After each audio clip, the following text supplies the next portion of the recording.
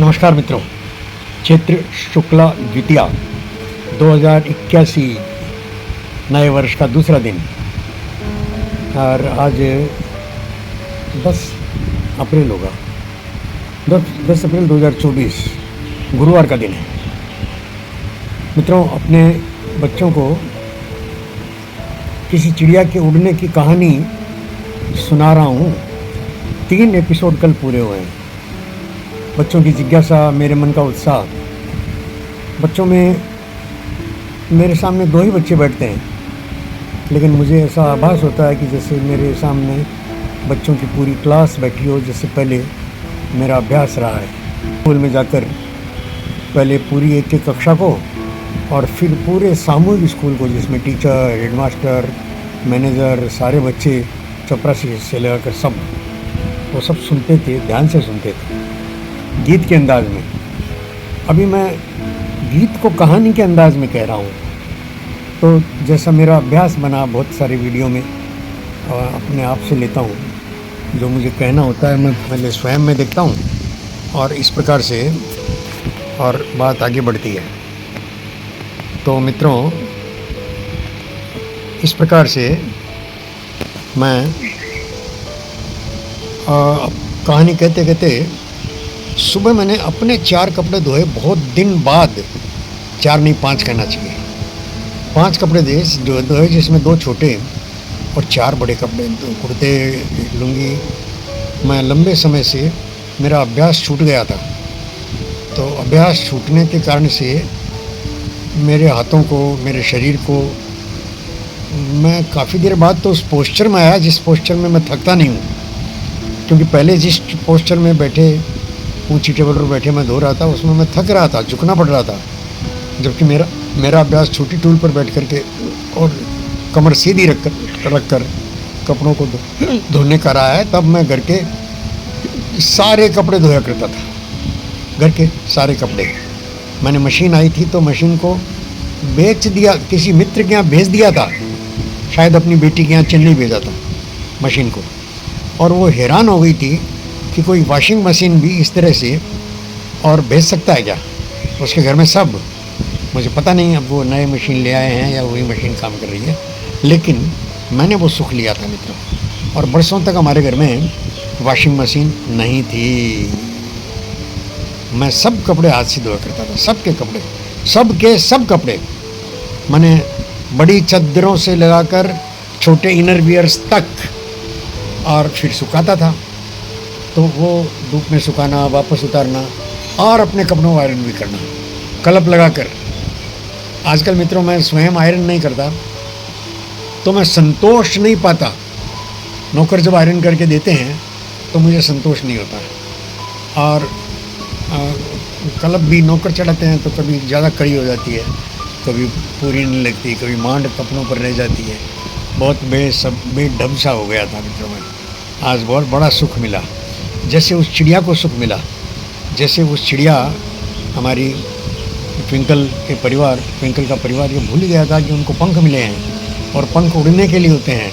वो भूल गया था कि उनके सारे जो पूर्वज हैं वो ऊंचे आकाश में उड़ते रहे हैं, चुनौती देते रहे हैं आकाश को, और फिर भी आकाश में नई नई खोज, नई नई उड़ान भरने के उनके मन में सपने रहे हैं। और वो सपने लिए ही वो कभी आकाश में और कभी धरती पर गिरकर, आकाश में तो मरते नहीं हैं, लेकिन वो ऊपर से धरती पर गिरकर मर जाते हैं, या कोई बड़े पक्षियों से संघर्ष करते मरते रहे, वापस जन्म लेते रहे, मरते रहे, वापस जन्म लेते रहे।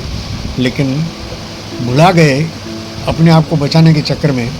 एक ही डाल पर, पेड़ की एक ही डाल पर, वहीं उनका ननिहाल, वहीं उनका ससुराल, और सारे परिवार उसी एक डाल पर। ऐसा एक विचित्र सा, जैसे भारत जो ये है वो लंबे समय के और बाहरी आक्रमणों में और ऐसा सिमटा अपने घर में कि सिमट के ही रह गया। हम भुला गए कि हमारे जहाज़ पूरी दुनिया में जाकर व्यापार किया करते थे। नियम तक बना दिए गए कि समुद्र पार जाना और पाप है। नियम बना दिए गए, हमारे ही समाज के बड़े लोगों ने नियम बनाए।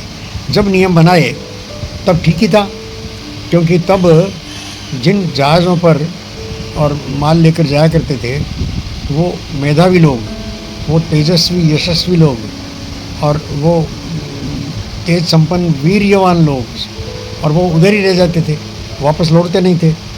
तो दोहरा कष्ट परिवार वालों को मिलता था। परिवार वालों को सुरक्षा गई पुरुषों की, और ऐसा एक दृश्य बना। तो आज उसका कैसा रूप खड़ा हुआ है देखिए। बरसों तक हम जो घर में बंद रहे, तो घर में बंद रहने वाली हमारी आदरणीय माताएं, प्रिय बहनें, और शायद उससे भी ज़्यादा प्रिय हमारी भारियाँ, वो जो है वो घर से बाहर निकल करके और काम करने लगी। हमको घर में बिठा करके और घर के काम करने में लगा दिया। ऐसा नहीं कि हमको घर का काम करने का अभ्यास नहीं था। जैसे मैं कहता हूँ, तो मैं तो अपने घर के सारे कपड़े भी धोता था, झाड़ू भी करता था, और पोंछा वगैरह सब, झाड़ू साफ़ी पोंछा और कपड़े धो करके तब ऑफिस जाता था। और ये सारे काम मैं घर के बाहर की सीढ़ी तक पोंछा लगाता था। मेरी बहन और बीच वाली बहन, उसको ठीक से याद है कि मैं, और जब बाहर पोंछा लगाता था तो सब चौंकते थे कि बाहर तो पोंछा वो स्वीपर लगाता है। तो मैं उनको कहता था कि स्वीपर अच्छा पोंछा नहीं लगाता है। जैसे भी मेरे कपड़े धोने वाली मशीन जो है, वो मेरे कपड़े अच्छे नहीं धोती है।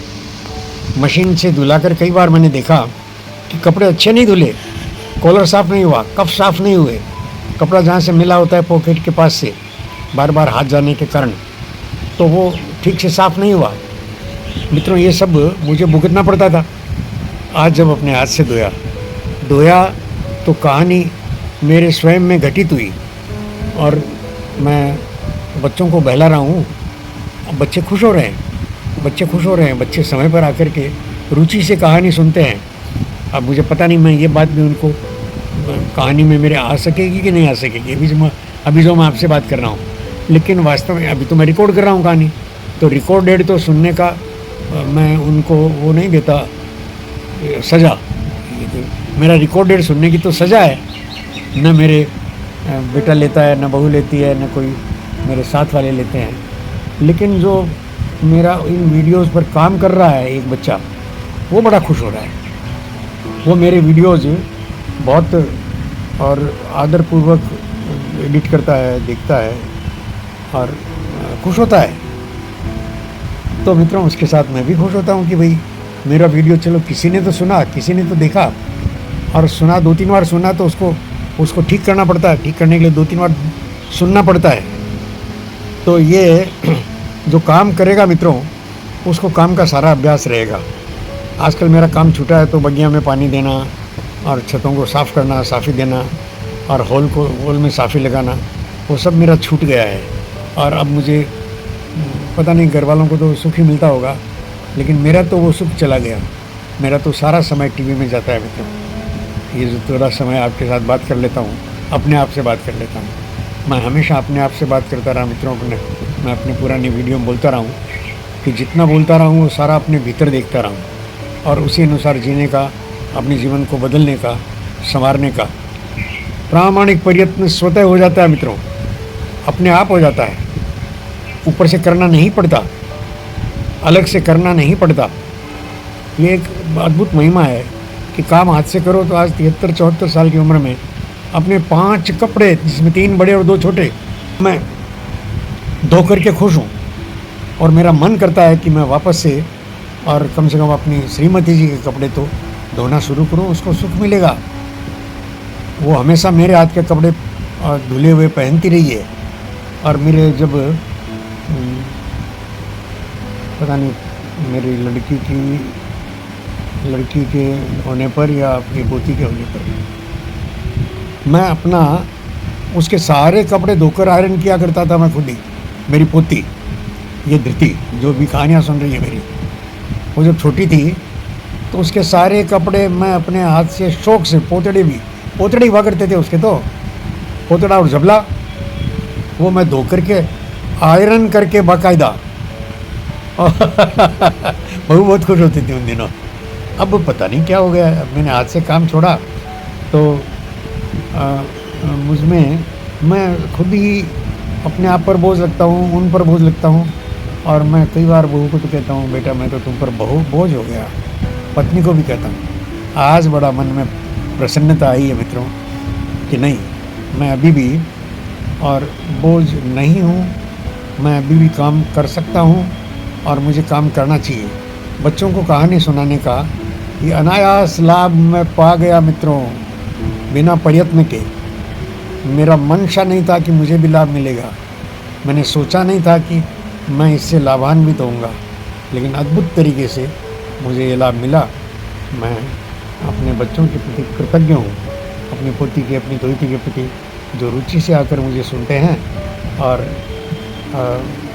मैं कहानी को भी इसी प्रकार तत्काल आगे बढ़ा रहा हूँ मित्रों।